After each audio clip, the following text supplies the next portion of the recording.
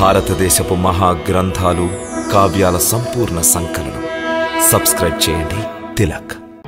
వాడు అహంకారంతో తమను ప్రాణాలతో వదిలిపెట్టాడు మిత్రమా. కేవలం అహంకారమే.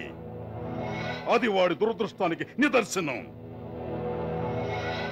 ఇప్పుడు వాడి దురదృష్టం మన పాలిట అదృష్టంగా పరిణమించింది. అదృష్టంగా. ఒకవేళ తమరే లేకుంటే మేమందరం చెల్లాచెదురైపోయి అనాథమైపోయేవాళ్ళం. ఇప్పుడు అదృష్టం అందుకే తమను ప్రాణాలతో ఉంచింది. తమ నేతృత్వంలో మేము అహంకార యదవంశస్తులను సమూలంగా నాశనం చెయ్యాలి. తమరు ధైర్యాన్ని కోల్పోవద్దు మిత్రమా. తమ హృదయంలో ఇప్పుడు రగులుతున్న ఆ అగ్ని జ్వాలల్ని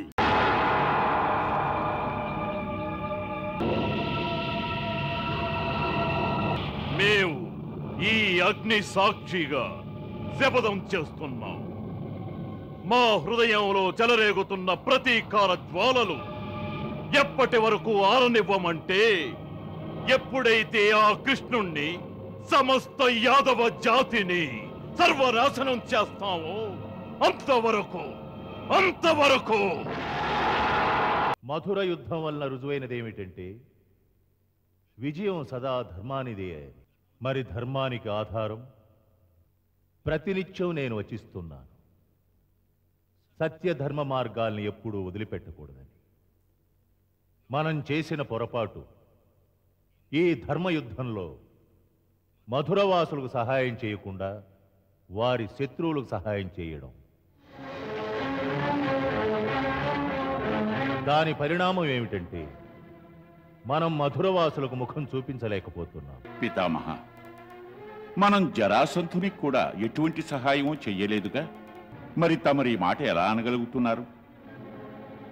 మహారాజా ధృతరాష్ట్ర, సత్యమనే త్రాసు మనిషి ఆంతర్యాన్ని కొలుస్తుందే కాని అతని యొక్క కర్తవ్యాన్ని కాదు. తమరు ఒకసారి ఆత్మక్షాళనం చేసుకుని తరువాత చెప్పండి, తమరు యాదవులకు సహాయం చేయకపోవడంలో ముఖ్యోద్దేశం ఏమిటి? అప్పుడు యాదవులు ఓడిపోవాలని కోరుకోలేదా? తమ అంతరాలలో యోచన రాలేదా? యాదవులు ఓడినట్లయితే పాండుకుమారుల పక్షం వహించేవారు ఎవరు ఉండరనేగా. అప్పుడు నిరాటంకంగా తమ పుత్రుడు దుర్యోధనుని యువరాజును చేసుకోవచ్చనేగా. మేము యువరాజు పట్టాభిషేకం విషయంలో ఏ నిర్ణయమూ తీసుకోలేదు పితామహ. అటువంటి నిర్ణయం మేము మీ అందరి అభిమతంతోనే తీసుకుంటాం. మహారాజా, ఎప్పుడైనా తమతో ఈ విషయం చర్చిస్తే ఏదో నెపంతో దాటవేస్తూ వచ్చారు. ఇప్పుడిక వేచి ఉండడానికి వీల్లేదు. రాజకుమారుల శిక్షణ పూర్తి కావచ్చింది. వారు గురుకులం నుంచి రాజధానికి వచ్చారంటే ఇక ప్రజల మనసుల్లో ఈ కోరిక చెలరేగుతుంది, వారి భావిరాజు ఎవరవుతారా అని. ఈ విషయంలోనే చెప్పదలుచుకున్నదేమిటంటే, ఇక పరిస్థితులు చేజారక ముందే తమరు చేయవలసింది కుమార యుధిష్ఠుని తమరు తమ యువరాజుగా తక్షణమే ప్రకటించి తీరవలసిందే. పితామహ, ఇప్పుడే తమతో విన్నవించుకున్నాం. యువరాజు విషయంలో మేమింకా ఎటువంటి నిర్ణయం తీసుకోలేదని.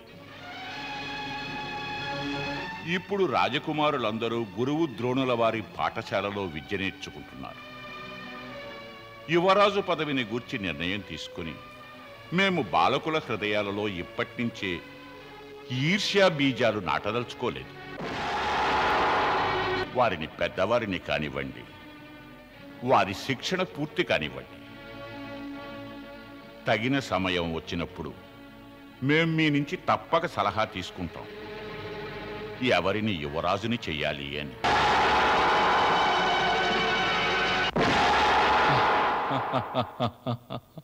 ఏమిటి కృష్ణయ్య నవ్వుతున్నావు?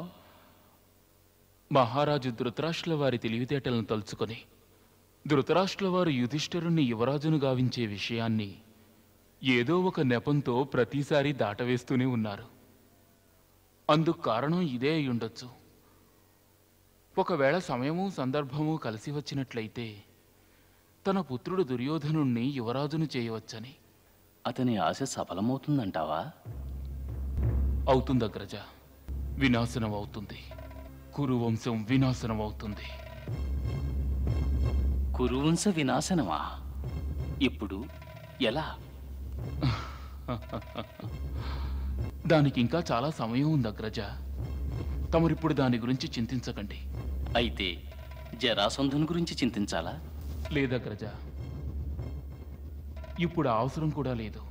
ఎందుకంటే ఇప్పుడిక జరాసంధుడు మరో వత్సరం వరకు ఎదురు తిరగడు. అంతవరకు విధి విలాసాన్ని చూస్తూ ఉండండి, ఆనందిస్తూ ఉండండి.